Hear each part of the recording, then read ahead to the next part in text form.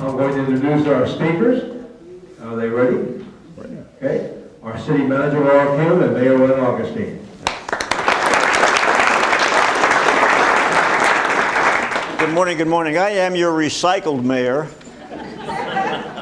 Recycling is in California, so I'm pleased to do that. And Laura Kuhn, of course, is one of the best city managers I've ever known. You're so terrific. sweet. Thank you. So I'm happy to be sharing the stage with her. We do this because if one person gets up and talks for a half an hour, it gets boring. So this way we can pass it back and forth. We're all ears this year, and that's a result of what Lisa Rico has come up with and Sean Lum approved for the museum fundraiser. It's about the rabbits, and you're going to see some rabbits pop up on the slides as well. We thought we'd make it a little bit fun as well.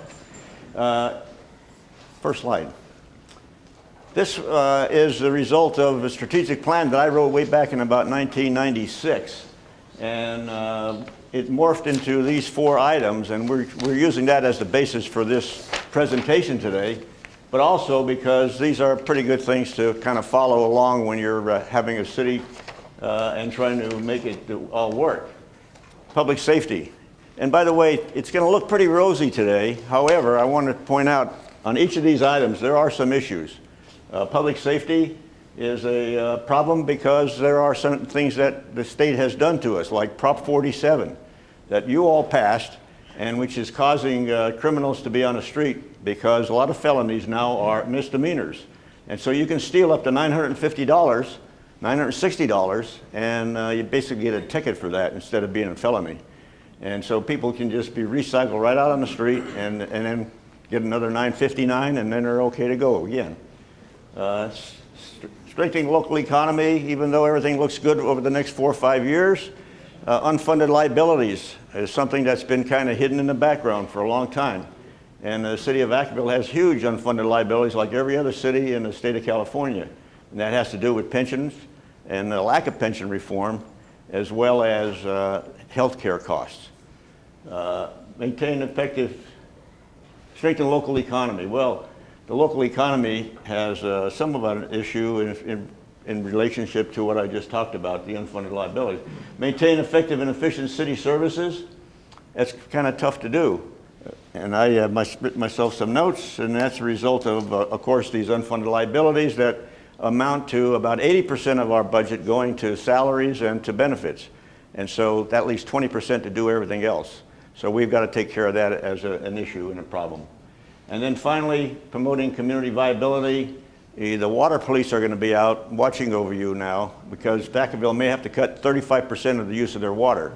And that's going to pit neighborhood against neighborhood or neighbor against neighbor ratting on each other because they were sprinkling their lawn in the middle of the night or something. So that's not a good thing. And we are already getting those kind of calls saying my neighbor is watering his lawn. So not good. All right, with that, I'm going to turn it over to Laura. She's going to take the first segment, which is public safety. Well, I'm not sure if you all agree, but I think we have the best public safety in all of Northern California, if not the whole country, because we've got a really great police and fire department that work really hard for each and every one of us to make Vacaville a safe community. And so we have some exciting things that the city has done over the last 6 or so years. Since I've become city manager, we've been cutting and cutting because of the bad economy. And thanks to Measure M and I and a better economy, we're able to actually start doing some new things and replacing some very old equipment. So we just placed into service 2 new ambulances. We have a new fire engine and a new brush unit for wildland fire areas coming on board by September this year. These pieces of equipment are very expensive. So it's really nice for us to be able to make sure we have up-to-date equipment that operates well, because if you're in the back of a paramedic unit, you don't want it to break down while you're en route. A very exciting growth opportunity for the city and for public safety and safe neighborhoods. The Southtown area, which is south of Alamo Drive near Vanden and Cogburn Circle, where we have a new park. We have plans for a new fire station. We're actually having a groundbreaking ceremony next Friday. And so this is our newest fire station. I cannot remember, it was probably in the early 90s, late 80s, since we built, station 74 on Alamo Drive. So it's been quite a long time since we've added a new station. This is going to be a great complement to Magnolia Park, which was just completed. You'll see a photo of it later. One of the things that comes with our aging workforce is retirement, and as people retire, we're hiring new people to backfill those slots. That new fire station is going to be receiving 9 new firefighters, 3 persons per shift, so there's 3 shifts, 3 persons at the station for the first phase. Ultimately, there'll be 5 people at the station. And here's some photos of our newest recruits that we brought on board due to retirements. The guy on the right, they look younger every year. It's amazing, it's amazing. But these folks train hard, work hard, and supplement a variety of services. We're lucky enough to be one of the few cities that actually does paramedic transport services, and that's a huge quality of life, life-saving service that we have the ability to provide to you, so we're very proud of it. Likewise, our police department is a leader in a lot of different things and in strange areas, but you wouldn't know this. This picture on the left is a photo or a body-worn camera unit. And our police officers have been wearing those units for 6 years already. We are actually now going to our 2nd generation of body-worn cameras in a post-Ferguson world. Some cities are just getting to this and dealing with all the policy issues. Our officers have been wearing them. They love them because here's why. When they're out in the field and something bad happens, there's a really great record of what happened. And so they have learned to work with them and use them in a very good way. But our police department has had over 36,000 calls for service last year. And you'll see here a way for us to use technology.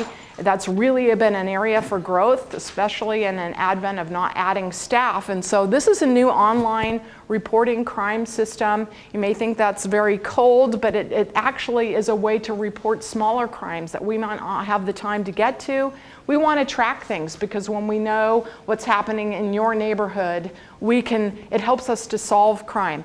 So you can go online to this website here and sign up for the service. And then once you sign up, you'll receive notices that will give you reports of the crime that's been reported in your neighborhood, and you can track and see what's happening. And so with myneighborhood.com or some of the other online apps and services that are out there, Neighborhood Watch is a great program. We can come out to your neighborhood and help you set one up. All of these tools working together can help us track crime, and by tracking crime, we can analyze it and hopefully solve it. Oftentimes, these crazy little things that are happening in your neighborhood are done by the same group of individuals that are doing it citywide, and the more intel we have on what they're doing, the greater chance we have to catch them. So what's the story on crime? Well, bottom line, it's up, like the mayor alluded to a few minutes ago. You'll see overall on the major crimes, Part 1 crimes that are listed here, they're up in number by almost 550, which is a 23.5% increase. That we attribute to one, the new Prop 47, which makes it less of an offense, no longer a felony to steal and make it a misdemeanor. Those are not prosecuted. You don't go to jail. You get a ticket. You pay a fine, but you're back on the street to keep doing what you've been doing. But another major issue that we attribute to the increase in crime is also realignment. Not Prop 109, but AB 109, thank you, and the shifting of prisoners from the state into the local jails and then moving non-nons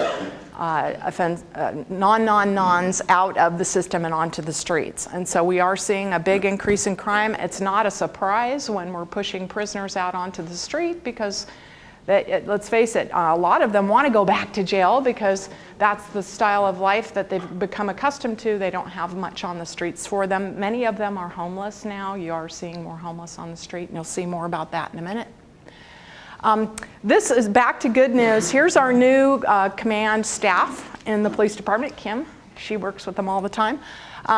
John Carley was promoted to police chief almost a year ago. and he was a lieutenant in the department. Actually, he's been with the city for 25 years. And he is leading a team of lieutenants. The gentleman up in the middle, on the top, is Ian Schmutzler. He is in our new captain's position. We created a new second-in-command position just to create the proper structure. We were very lean in management in the police department. We still are. It's causing some issues, but this team's working very hard. And another thing I'm extremely proud of, for the first time, our command staff includes a female, and that's Denise Quatman on the lower right corner. So we are doing great things in the police department. This team works so well together. I can talk to one of them and know I'm getting the same answer that I'd get from any one of them. And as a city manager, I have to tell you that makes my job a lot easier, and they do a fine job. Law enforcement has been taking some very big hits in the public with all the crazy things that are going on, and this team has to deal with that craziness every day. Probably the #1 problem we have besides crime are mental health issues. These folks are not trained in how to deal with mental health problems, so we're trying to partner with the county and John and his team as much as we can to deal with it, but it is a big, big issue. So now we move back to the mayor and strengthening the local economy. Yeah, and the next slide, please. Well, Nut Tree Phase 3 is started. That's the position, the part of the Nut Tree which is between Monte Vista Avenue and I-80. And this past year, starting in probably the end of 2013 through 14, 62,000 square feet of retail space has been built there. Among them, of course, a lot of eateries, and I won't name them all. You can see them there. There are more. Chipotle and Bodine and Krispy Kreme, Yogurt Zone, a whole bunch of them. Of course, there's a Starbucks. How many Starbucks do you think are in Vacaville? Well, there are, that's close, 6, in between the 5 and the 7. And there are also 3 in places like Safeway, Target, and a few other spots in town, too. So Starbucks is here. Next slide. This is a very important new addition to the Nut Tree. It is Saks Fifth Avenue off 5th. By its own right, it is a very now popular retail operation beyond New York City. And it's there, 25,000 square feet. It should be done. I think Rick Capretta was given like 3 months to complete it. They want to be open, I think, before Thanksgiving. Before Thanksgiving, so that's going to happen. All right. And then premium outlets. The premium outlets continue to upgrade. Simon has had a very good run since they've taken over the outlets. And these are some of the new ones: Kate Spade, the North Face, Bass, 7 for All Mankind, and Oak. You know. Great blue jeans. We'll have to get you a pair. I have no idea. I have no idea what that one is, I gotta tell you. It's blue jeans. Express, I like the Express one, and if you'll notice, in the middle of that picture is Ken Campo, who used to be the assistant city manager here, and Mark Mazzaferro, who likes to have a lot of fun. He put this whole presentation together. He imposed Ken into that. You wish, right? You wish. That could be you, Mayor. So, and I want to back up a slide too. Go back up 2 slides. I also want to point out one very important one. That's Travis Credit Union. Travis Credit Union, I happen to be on their board of directors, so I really have to mention this one. It is a new concept of a branch. It really isn't even a branch. It's called a Financial Solutions Center. And there are no tellers there. There are young people, very happy, smiley, young people who are very, very good. And so if you have some financial needs, Travis Credit Union at the Nut Tree is a great place to go. It really is. That's a wonderful place. So let's go forward again. And more than just Starbucks, we have also Journey Coffee, and then LaFleur Pastry Shop down there in the Alamo Plaza, both of those. And that's Evelyn's Big Pizza down on the corner of where the flags are, and that happens to be a small pizza at Evelyn's. Next slide. And the Vacaville Commons, obviously, it's also expanding. Buddha Thai Bistro was named the 20th best restaurant in America by Yelp. 20 out of the top. They picked 100 top ones, and this one is great. If you haven't been there, you got to try that. It is fantastic. I hadn't heard of it until I saw the news that it was number 20 in the country, but it is really good. Next. Oh, There comes a bunny. And we also work very closely with the Chamber of Commerce. Over the years, the Chamber and the city have been very, very cooperative in trying to promote businesses. This is a manual that's out, 11 easy steps to start your business. And the Chamber is also going to provide tutoring and training on people who want to start a business. So I want to thank Gary and the staff here who have come up with this idea. copies of this are on your tables to take with you, by the way. Very good. The manual. Yeah. Yeah. And then, of course, Icon coming in. Everything is going to be here from Icon, including the headquarters, which is really something that we've strived for over the years. You know, it's good to have manufacturing here. That's great. But also, when you have the headquarters here, that's really very, very important to have a CEO and working out of the offices right here in Vacaville. And they're going to do everything here. They have over 1,300 airplanes sold now. Some people say 1,500. And talking to the execs of Icon, they tell me there are at least 1,300 that they've got deposits on. And it's quite an airplane. It lands and takes off both off the runway as well as on water. They're going to be building a little water runway next to the current runway over at the Nutry Airport. And so they'll be doing everything here: manufacturing, sales, training, repair, everything that has to do with this operation will be at the Nutry Airport. Next slide. Genentech. Genentech currently has 1,000 employees. That's up from 800 a few years ago. And they also plan on adding 300 more jobs this year. So that was another expansion. $150 million to re-outfit the inside of what they call CCP2. And it was a project that was done during my first term as mayor.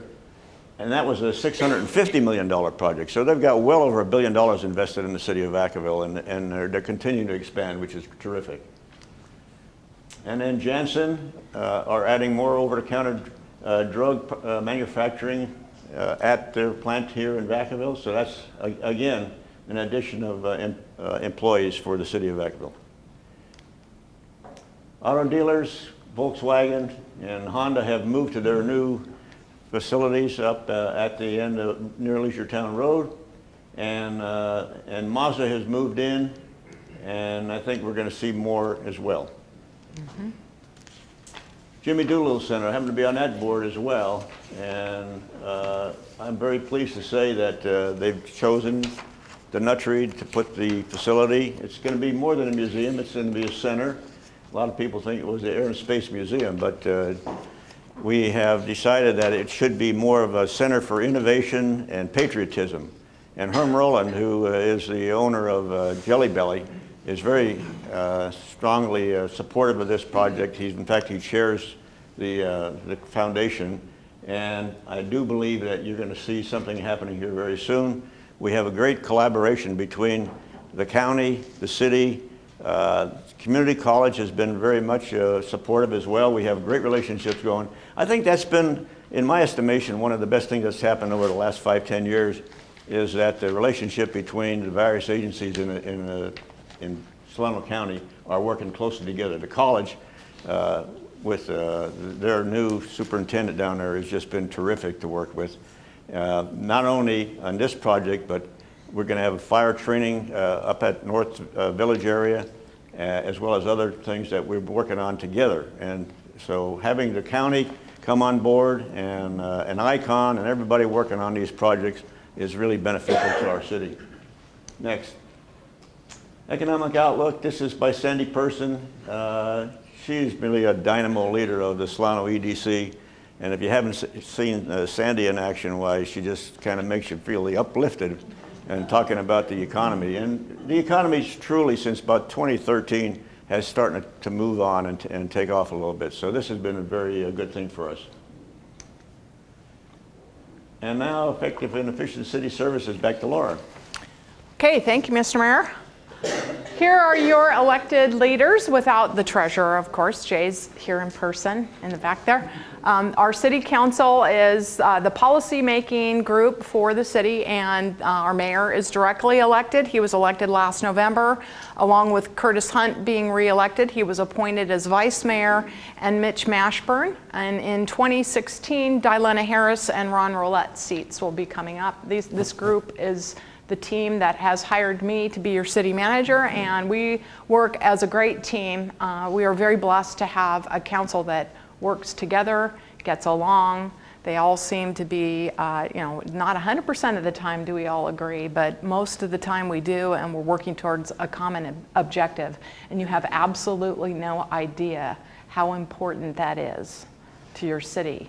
Because when these folks get along and get the job done, your city's healthier. And that is what makes Vacaville a special place. So it's one of the many factors, actually. There's a lot. But this is very meaningful to me. It also means you have a stable city, stable staff that feel supported, and it goes through every vein that we have of the city, that this team makes everything work. So I'm very lucky to be the city manager here. I really cherish this team.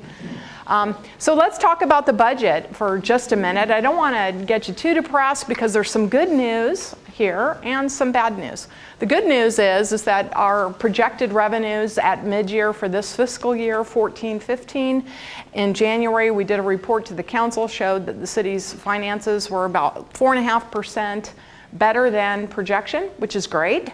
And so when you look at all the various major revenue sources that are listed here, with the exception of non-Measure M sales tax, everything was on the plus column. The reason for the negative number on sales tax actually has to do with the crazy thing called the triple flip and correction on the formula. I will not try to explain that because it's extremely complicated, and I'd probably point to Jeremy Craig, our interim assistant city manager of finance and IT director, man of many hats, who's sitting in the back. Wave your hand, Jerry. Wave your hand.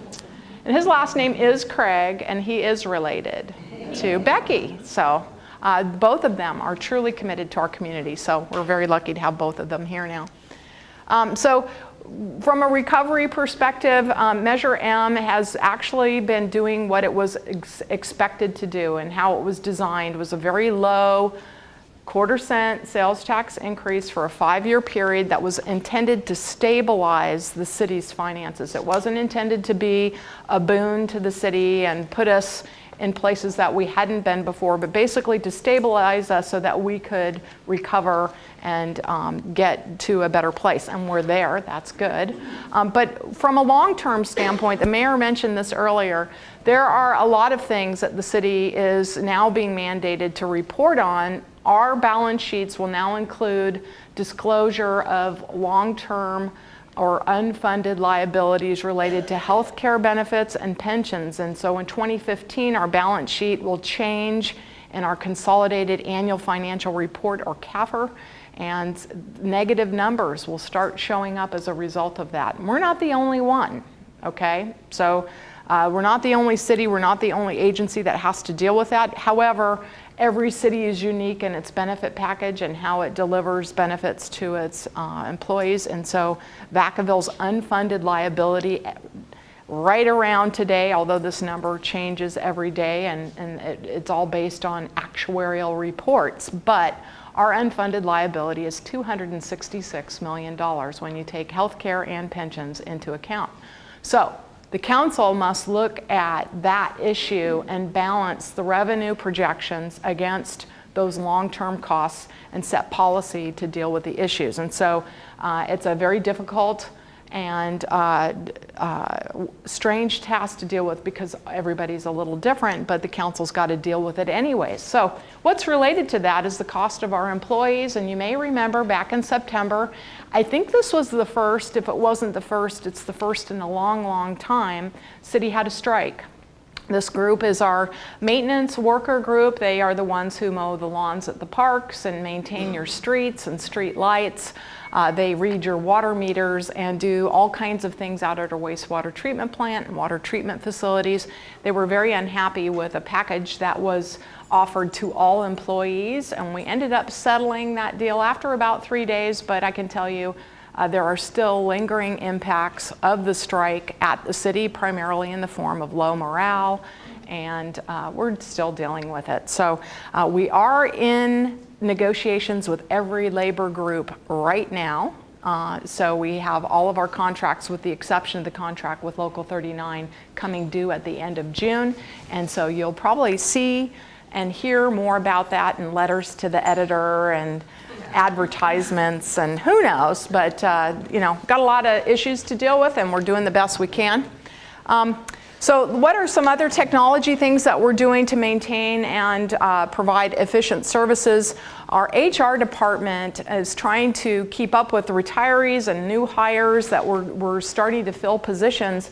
They've been cut. And how do you get these people hired in an efficient way to fill the vacancies? So we've gone to a lot of cool new online systems for orientation and paperwork and all that kind of stuff, and it's really helped us. This is one of my favorite bunnies. I love this color.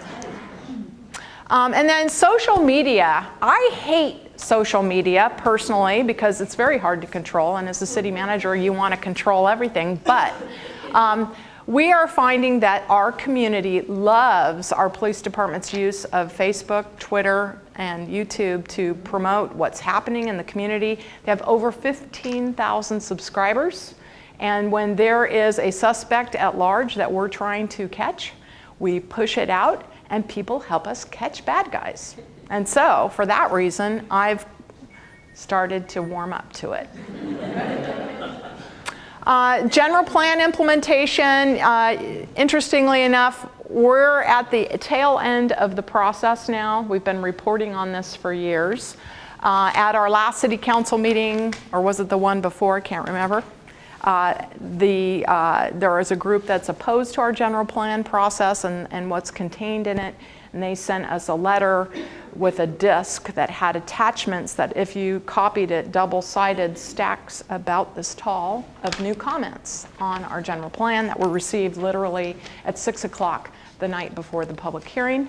So we're addressing that and taking a look at it and seeing what it is that we have to do. But we're still working on this, and so we may be stuck on this tab for a while. And then finally, the last issue is the drought. I don't think anybody could walk away from a meeting today without having this at the top of your list. It's all in the news. Here's the glory hole in April of 2010, shows you the level of water at Lake Berryessa. Here it is back in August. And we've had a couple of really nice rainstorms, so actually the capacity is about 65% at Lake Berryessa. Solano County worked hard back in the 30s, 40s, and then in the 50s. They were successful in building the Monticello Dam here. And this water facility serves Solano County and has been very successful in maintaining a wonderful surface water supply for our area. So Vacaville uses this water. We purchase it from SID. We also use groundwater, and we also buy water from the State Water Project. And of all our water sources that we have issues with, it's the State Water Project water from the Delta. But Lake Berryessa and groundwater resources have been managed so well that they're both performing well. Regardless of our water supply, however, the state is mandating that we conserve water, which I think is a good idea, but when you have a healthy supply, it causes you to ask some questions. And so we have developed a hotline. We actually did this last summer when the first orders started coming down. And like the mayor said, the water police will be coming out. We will be forced to do enforcement of the state's regulations. And that could impact you personally if a neighbor reports you. If you're watering your lawn and the water's going onto the sidewalk, or you're washing your car and you don't turn the hose off. There's a whole set of new regulations that will be issued by the state of California. We don't know what those are yet, but the State Water Resources Board is working on it, and we anticipate a lot of staff time will be redirected from what we're working on now to deal with this. And so I would just encourage all of you to think about what you can do at home to conserve water. If you've done a great job, thank you, but guess what? You're going to be asked to do more. And so this is going to be a major issue for us in the coming year. And for that, I'm done with all of my slides, and now we're going to finish out with the mayor. So, Community viability. This was an issue that we brought up again back in 1996, talking about how do we get neighborhoods to work together and help each other. You know, particularly in the senior community, there are people who can't even take their garbage cans out, and so we've been trying to get neighborhoods to work and helping each other and go next door, take your garbage cans out, bring them back, that kind of thing. I'm fortunate on Buck Avenue. I got a neighbor who takes my cans out and brings them back in. I don't know what he wants, but it's working. He puts his trash in your cans. I'm going to find out eventually once I move there. But anyhow, we are very well positioned as far as unemployment goes. In fact, we got new statistics since the slide was put together, and we're down now at 5.5%. So we're one of the lower unemployment levels in the state, and particularly in Solano County. I think Benicia is pretty stable. They're, I think, lower than we are, but that's the only one. So we're doing pretty well, and you can see Vallejo's 9.5 and Fairfield's 6.3, but all doing really reasonably well. Single-family building permits. Everybody thinks we're building all these houses, but quite frankly, we're not building very many at all. 138 last year, and you can see that the average is probably down around 140, 135, if you can take into account 2010. Our planned growth ordinance really says we should be building about 750 a year. So you can see that that's quite a bit of difference. I think we will see an upsurge this coming year, obviously, with Icon moving in, 500 employees. A lot of them will be moving up from the south, as well as Genentech hiring those additional 300 people. They may not all be local, so I think we'll see an upsurge in building. Housing is in various areas, in Brighton Landing, Bandon Meadows, Southtown, Rice McMurtry, North Village. All of those places have still vacant lots that they'll be building on. There's about 2,000 lots total in the city of Vacaville at this point. And next is post-RDA world. Redevelopment agency went away. And probably the dumbest decision ever made by Governor Brown was to destroy redevelopment. That has caused a loss of jobs throughout the state and a big hole that can't be filled. A lot of our employees, part of their salaries came from redevelopment because they were working redevelopment issues. All that went away, and we're still not recovering from that. That was, in addition to the depression that we went through here, the recession, this was probably the single biggest job killer that ever has been happening in the state of California. Who lives here? A lot of veterans. In Solano County, we have over almost 35,000. Vacaville leads the field there with 9,483 at last count, and we are very pleased to have the veterans here. They're the eyes and ears of the safety that you have in your neighborhoods quite a bit. These people who are retired, as well as the fact that more public safety officials live in Vacaville than any other city on a per capita basis. They want their families to be here while they're on duty in some of the unsafe places in Solano County, and so we're very pleased to have them living among us. Next. Homeless Roundtable. This is a group that was put together to kind of decide what we need to do about the homeless problem that exists in the city of Vacaville, and it's pretty large. Quite frankly, Northern California has a lot of homeless because the weather's good and the people are generous, to the point where it's really like abetting homelessness. It causes people to want to stay homeless because they are being supported, and it's not very good. So that's an issue that we have to tackle. It's a big problem, and you'll be surprised where you find them. From the streets on I-80, you look out there and you don't see much. You see some tents. But if you get down in the creeks, you'll see they've burrowed into the sides of the creek, and they live everywhere, under the bridges. So there is a whole number of homeless in the city of Vacaville. County agencies in Vacaville, we're very pleased that the Solano County Water Agency has their headquarters here now. SID, Solano Irrigation District, is here, and we meet. In fact, we had a meeting last night at the Water Agency up on the Vaca Valley Parkway, and also City County Coordinating Council meets there, and other agencies. So the leaders from the county gather here quite frequently, and so we're pleased that we can provide the kind of facilities that they need to use. Bill Carroll Government Center. in honor of the former mayor and county supervisor Bill Carroll. He was great. And by the way, that picture you saw earlier of our vice mayor, Curtis Hunt, I think he was trying to do an impression of Bill, because Marge always said that she loved Curtis Hunt because he looked like Bill. I don't know why, that was a little aside, I guess. Next. Measure A. We do have a good relationship with the school district. There's a period of time where we were kind of feuding, I think, but Whit, sitting back here, and I and others have gotten together, and we're working really closely together to try to use each other's facilities and to work cooperatively on issues that relate to what their needs are and what our needs are. And I really want to thank Whit particularly, and the school board for working together with us closely. And of course, the education also includes the college. You know, they both passed big bonds. I was the honorary chair of the last measure, Measure A, in which they raised 196 million, was it? 194 million.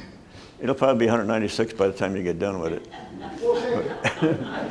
But anyhow, very important, because the schools in Vacaville are like 50, 60 years old, and people say, why do we need a bond?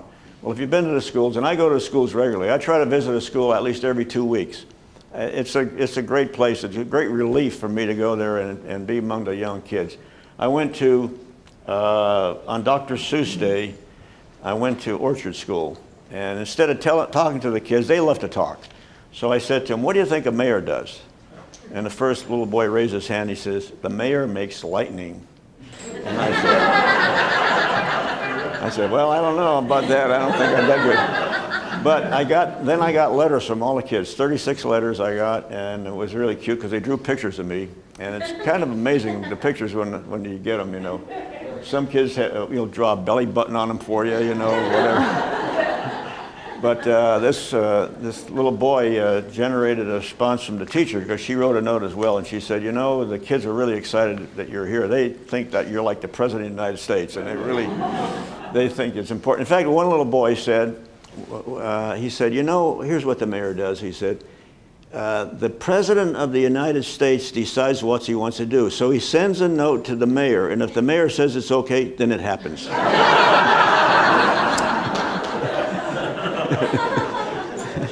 So anyhow, so it is a lot of fun. I got to tell you, it's just very enjoyable. But the teacher wrote a note to me, and she said, I want to thank you for coming. The kids were so excited about you being here. They were still buzzing about it, she said. And I know you've been very busy making lightning, so that was really, it was really good. All right. Quality of life, City of Vacaville Recreation Needs Assessment. We went through a whole series of discussions about what we have here in a way of both public and private facilities, whether they're parks or trails, and you know, the gymnasiums, all the activities that people want to use. And what do we have that's good, and what are we short of, and what should we be doing? So we're trying to work with others to do some fundraising in some way, both private and public, to add to what we need. And I think we have some great facilities here, by the way. I can remember Tim Murphy was here, and he was very anti-tax, very much so. He was my neighbor, and he used to complain about it all the time. So one day I said, hey, Tim, what are you doing today? Nothing? How about taking a ride with me down to the swimming pool? Well, I don't want to go to the swimming pool. I said, come on, let's go over to see the Walt Graham Center over there. So we drove over and showed him the pool, and he came back and he said, well, now that's a good way to spend money on taxes.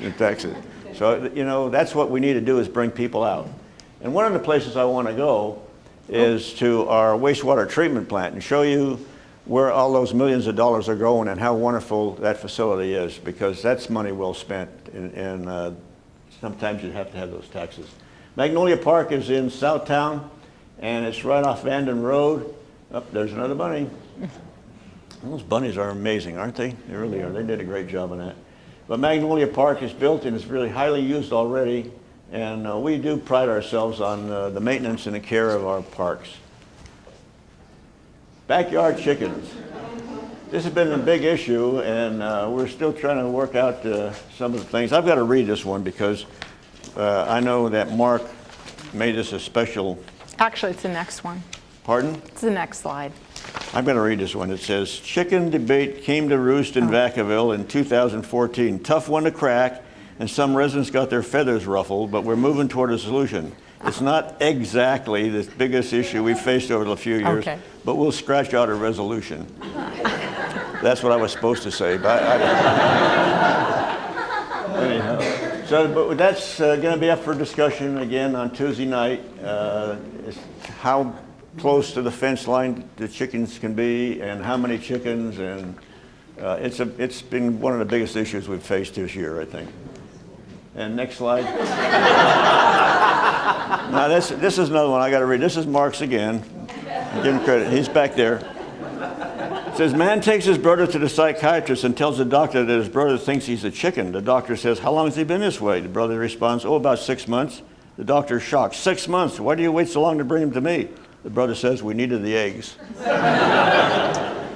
I told you a joke, Mark. All right. Next slide. The future of Vacaville. This is our future, the kids. And I tell you what, if you haven't been to the school, volunteer, call the school district when they're having some program, read to the kids. It is like one of the greatest experiences you'll ever have. The kids are just wonderful. It's so much easier dealing with kids than with big people, I got to tell you. I love it. And I want to thank the school district for always inviting me to all the activities you have over there. It's great. And Now, there's a slide. time At this for- point, we're going to show a short video, and then we'll come back to the last slide.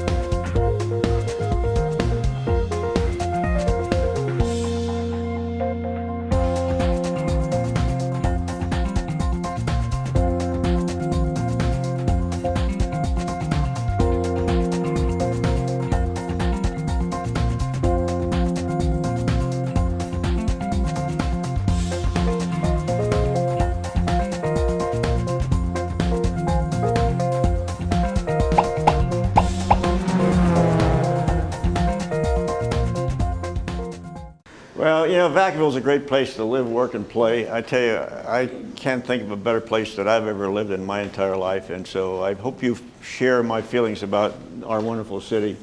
I'm sure glad we moved here years ago and we stayed. So anyhow, that's about it, but I do have one more item, and if Lisa Rico will come up here. And Sean Lum, I've got a little surprise for that. Well, it's not a surprise for them because I told them we're going to do this. But we'll make believe it's a surprise. And I want to thank, Lisa has been the originator of this, We Know Crazy Jack, idea? this crazy idea, and We Know Jack, and Sean, of course, has been a great museum director over the years. In fact, she's the chair of the state, California Association. California State Association of Museums. So I've got a proclamation. It says, We Know Jack Days, April 10th, 2015. Whereas jackrabbits are known well-known relatives and neighbors of Vacaville and the surrounding area and have been scurrying around our community. And whereas the Vacaville Museum has been the only center for historical preservation of Vacaville and Solano County history since 1984, and whereas the We Know Jack project fundraiser for the Vacaville Museum kicked off in March 2014 with much fanfare, the We Know Jack campaign is an effort to raise funds for and promote the Vacaville Museum and by extension the city of Vacaville and its rich history. And whereas 25 generous local businesses and organizations stepped up and sponsored 25 long-eared fiberglass jackrabbits, which were adorned and embellished with artistic elements by local art enthusiasts. And whereas the newly decorated fiberglass jackrabbits are scattered throughout Vacaville for the public to enjoy, which they are doing in great numbers, the We Know Jack effort will surely bring accolades to our community, which will continue to multiply well into the future. Now, therefore, I, Leonard J. Augustine, Mayor of the City of Vacaville, on behalf of the Vacaville City Council, do hereby proclaim the next few months as We Know Jack Days, and further proclaim that until June 20th, 2015, the City of Vacaville will be lightheartedly referred to as the City of Jackaville. Good job. And if you haven't got your tickets yet, June 20th, there's going to be a big event, a fundraiser, obviously, but also an auction up at CCN's facility up there. If you haven't been to CC's, but it holds about 350, 450, 500. How many people you can squash in there? 350. But there's going to be a big auction up there, and I highly recommend it. It's going to be a lot of fun, and also it supports the museum, which is really a critical part of what we do. I do believe that this event is one of the biggest things that's happened in the city of Vacaville to promote tourism, because I've already heard from the Bay Area some people who say that they want to come up and go from place to place and see these jackrabbits. So thank you very much for what you both do. And you want to say a few words?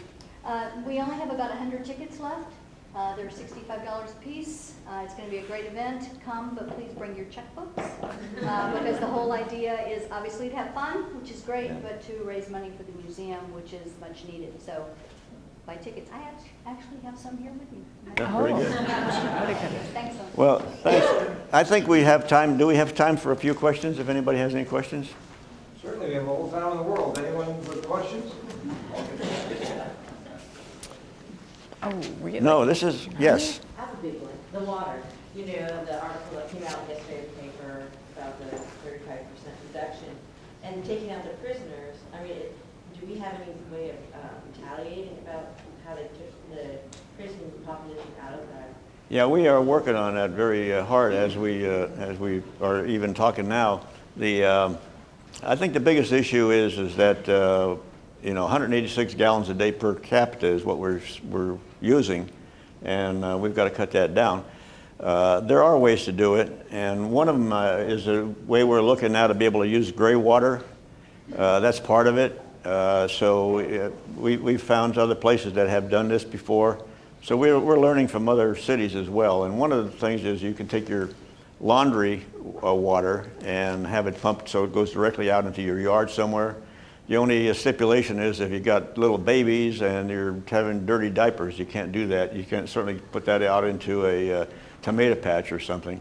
So we're working with a lot of different agencies to come up with a whole number of ideas about how we can save water. And we certainly can do it. You know, I'm only going to take a shower every other day now. Thanks, Len.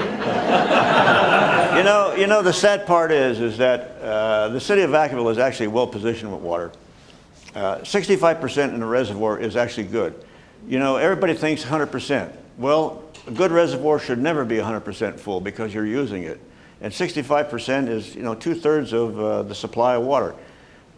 Lake Berryessa was built with the idea that it would last for 7 years if not a drop of rain fell.